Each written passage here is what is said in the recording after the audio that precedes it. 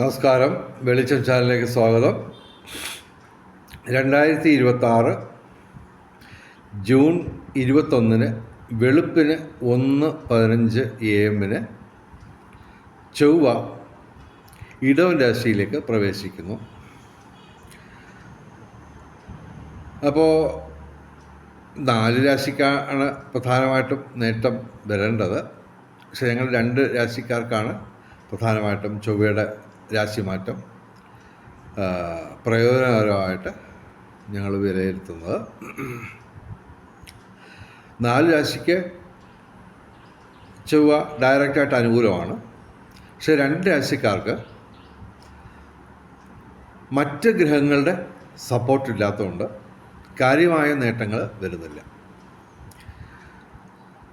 അപ്പോൾ ആ 2 രാശിക്കാർ, അതായത് ചൊവ്വ മാറുന്നത് ഡയറക്റ്റായിട്ട് അനുകൂലമാണെങ്കിലും മറ്റ് ഗ്രഹങ്ങളുടെ സപ്പോർട്ടില്ലാത്തതുകൊണ്ട് നേട്ടം കുറവുള്ള 2 രാശിക്കാരുടെ കാര്യം ആദ്യം പറയാം. പിന്നെ അത്യധികം നേട്ടമുള്ള 2 രാശിക്കാരുടെ കാര്യം അവസാനം പറയാം.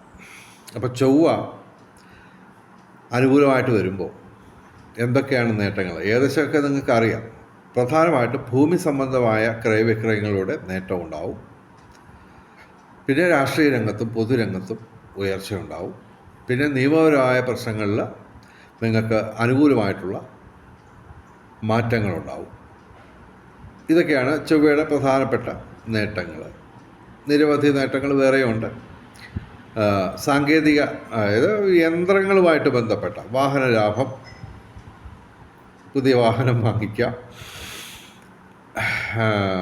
പിന്നെ അല്ലെങ്കിൽ ഉള്ള വാഹനത്തിൻ്റെ തന്നെ നമുക്ക് ഈ അറ്റകുറ്റപ്പണികളൊക്കെ ചെയ്ത് കുറച്ച് സ്റ്റൈലിന് ഇച്ചിരി ഡിസൈനൊക്കെ മാറ്റി ഒക്കെ ചെയ്യാൻ പറ്റുന്ന സമയമാണ് ചൊവ്വ അനുകൂലമാകുമ്പോൾ. ഓക്കെ, അപ്പോൾ ആദ്യം ഞങ്ങൾ പറയുന്നത് 2 രാശിക്കാർക്ക് നേട്ടം, മറ്റ് 2 രാശിക്കാർക്ക് ചെറിയ നേട്ടം. ആ 2 രാശിക്കാരുടെ കാര്യം ആദ്യം പറയാം. കുറച്ച് നേട്ടങ്ങളുള്ള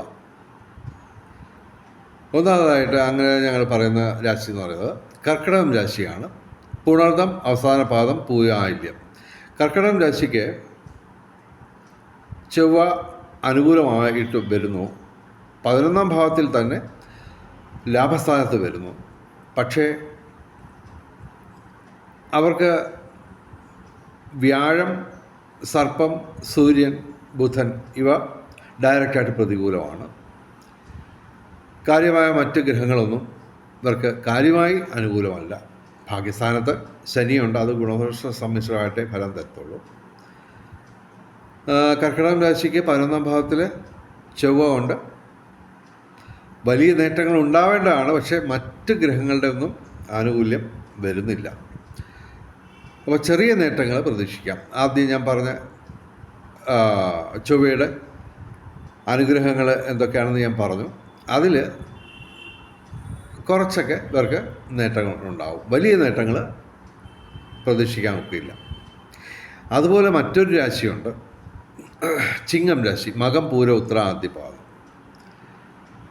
ഇവർക്ക് ദീർഘകാലം ഒരേ രാശിയിൽ തുടരുന്ന ശനി, വ്യാഴം, സർപ്പം, ശിഖി ഇവയെല്ലാം പ്രതികൂലമാണ്. അതുകൊണ്ട് ഇവർക്ക് നേട്ടങ്ങൾ കുറവുണ്ടെങ്കിലും ഈ നമ്മുടെ സൂര്യൻ ഇവിടെ 11ാം ഭാവത്തിൽ ലാഭസ്ഥാനത്തുണ്ട് ചൊവ്വയോടൊപ്പം. അപ്പോൾ ചൊവ്വ നിൽക്കുന്ന ഇടവൻ രാശിയിൽ, സൂര്യൻ മിഥുന രാശിയിലും നിൽക്കുകയാണ്. അപ്പോൾ മിഥുന മാസം മുഴുവൻ ഇവർക്ക് നേട്ടങ്ങൾ ഉണ്ടാവേണ്ടതാണ്. എങ്കിലും അതിനൊക്കെ തടസ്സങ്ങളും കാലതാമസമൊക്കെ വരും. എങ്കിലും ഇവർക്ക് സാധ്യതയുള്ളത്, ഒരു പരിധിവരെ സാധ്യതയുള്ളത് പിതൃസ്വത്ത് ലഭിക്കാനുള്ള സാധ്യത, പിതാവിന് ഐശ്വര്യം, സന്താനങ്ങൾക്ക് നേട്ടം ഒക്കെ ഇവർക്ക് ഉണ്ടാവും. ചൊവ്വയുടെ അനുഗ്രഹങ്ങൾക്ക് പുറമെ സൂര്യൻ്റെ ഒരു ആനുകൂല്യം കൊണ്ട്. പക്ഷേ ഇവർക്ക് പ്രധാനപ്പെട്ട 4 ഗ്രഹങ്ങൾ ഡയറക്റ്റായിട്ട് പ്രതികൂലമാണ്. അപ്പോൾ ഇവർക്ക് ഈ പറഞ്ഞ നേട്ടങ്ങളൊക്കെ ഒരു പരിധിവരെ ലഭിക്കുകയുള്ളൂ. ഇനി ഞങ്ങൾ 2 രാശിക്കാരുടെ കാര്യം പറയാം. അവർക്ക് കാര്യമായ നേട്ടങ്ങളുണ്ട്. യഥാർത്ഥത്തിൽ 2 രാശിക്കാർക്കാണ് പ്രധാനമായിട്ടും ഈ ചൊവ്വയുടെ രാശിമാറ്റം കൊണ്ട് പ്രധാനമായിട്ടും നേട്ടം ഉണ്ടാകുന്നത്. അതിൽ ഒന്നാമത് ഞങ്ങൾ പറയുന്ന രാശി എന്ന് പറയാം മീനം രാശിയാണ്. പൂരുരുട്ടാതി അവസാന പാദം, ഉത്രട്ടാതി രേവതി. അവർക്ക് ശനിയും സർപ്പവും പ്രതികൂലമാണ്.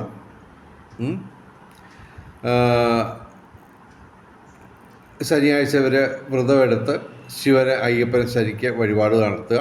ജന്മശനിയാണ് മീനം രാശിക്ക്. സർപ്പം 12ാം ഭാവത്തിൽ വ്യയസ്ഥാനത്ത് പ്രതികൂലമായിട്ട് നിൽക്കുന്നു. അപ്പോൾ എല്ലാ ദിവസവും ശിവക്ഷേത്രത്തിലും സർപ്പപ്രതിഷ്ഠയുള്ള ക്ഷേത്രങ്ങളിലും ദർശനം നടത്തുക. ഇവർക്ക് 5ാം ഭാവത്തിൽ ശുക്രനും വ്യാഴവും ഒക്കെ അനുകൂലമായിട്ട് നിൽക്കുകയാണ്. വിവാഹം കാത്തു നിൽക്കുന്ന യുവതികൾക്ക് നേട്ടം ഉണ്ടാവും.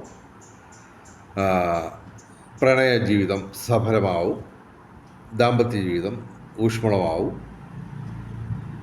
പിന്നെ ചൊവ്വയുമായിട്ട് ബന്ധപ്പെട്ട നേട്ടങ്ങൾ, ഞാൻ പറഞ്ഞ നേട്ടങ്ങളൊക്കെ ഇവർക്ക് ഉണ്ടാവും. ഇവർക്ക് 3ാം ഭാവത്തിലാണ് ചൊവ്വ വരുന്നത്.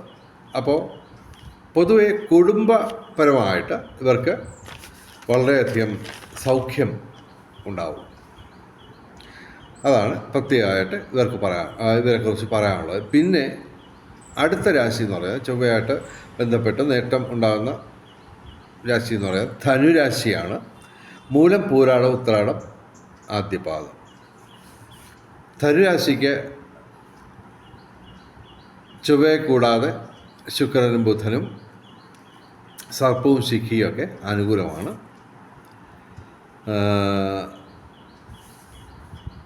പക്ഷേ ഇവർക്ക് ശനി, സൂര്യൻ, വ്യാഴം ഈ 3 പ്രധാനപ്പെട്ട ഗ്രഹങ്ങൾ പ്രതികൂലമായിട്ട് നിൽക്കുന്നു. ശനിയാഴ്ച വ്രതമെടുത്ത് ശിവന് അയ്യപ്പന് ശനിക്ക് വഴിപാട് നടത്തുക. ഞായറാഴ്ച ശിവന് ജലധാര നടത്തുക.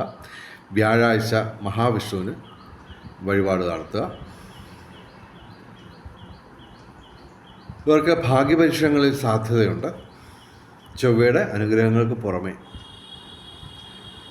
കൂടാതെ കലാസാഹിത്യ രംഗത്തും ബൗദ്ധിക രംഗത്തും വിദ്യാഭ്യാസ രംഗത്തും ഉയർച്ച ഉണ്ടാകും. വിവിധ സ്രോതസ്സിൽ നിന്നും ധനപരമുണ്ടാകും. ധനുരാശിക്ക് ശനിയും സൂര്യനും വ്യാഴവും പ്രതികൂലമാണെങ്കിലും ഈ 5 ഗ്രഹങ്ങളുടെ അനുകൂലമായിട്ടുള്ള ഒരു അവസ്ഥ കൊണ്ട് ഇവർക്ക് നേട്ടങ്ങളുണ്ടാകും. എങ്കിലും കുറച്ച് തടസ്സങ്ങളൊക്കെ പ്രതീക്ഷിക്കാം. എങ്കിലും പൊതുവെ മീനം രാശിക്കും ധനുരാശിക്കുമാണ് ഏറ്റവും കൂടുതൽ ചൊവ്വയുടെ ആനുകൂല്യം കിട്ടുന്നത്.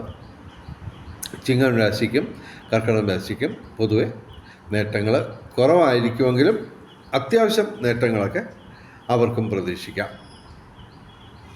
ഓക്കെ, അപ്പോൾ വെളിച്ചം ചാനലിൻ്റെ മുഴുവൻ പ്രേക്ഷകർക്കും സർവകാര്യ വിജയം, സർവവിധ സൗഭാഗ്യം, രാജകീയ സുഖഭോഗങ്ങൾ, അപ്രതീക്ഷിത ധനലാഭങ്ങൾ, അപ്രതീക്ഷിത സൗഭാഗ്യങ്ങൾ ഇവ ഗുരുവായൂരപ്പൻ അനുഗ്രഹിച്ച് തന്ന് എല്ലാവരുടെയും ജീവിതത്തിൽ വെളിച്ചവും ഐശ്വര്യവും സമ്പൽ സമൃദ്ധിയും വന്നു ചേരട്ടെ എന്ന് പ്രാർത്ഥിച്ചുകൊണ്ട് വീഡിയോ അവസാനിപ്പിക്കുന്നു. നമസ്കാരം, ശുഭദിനം.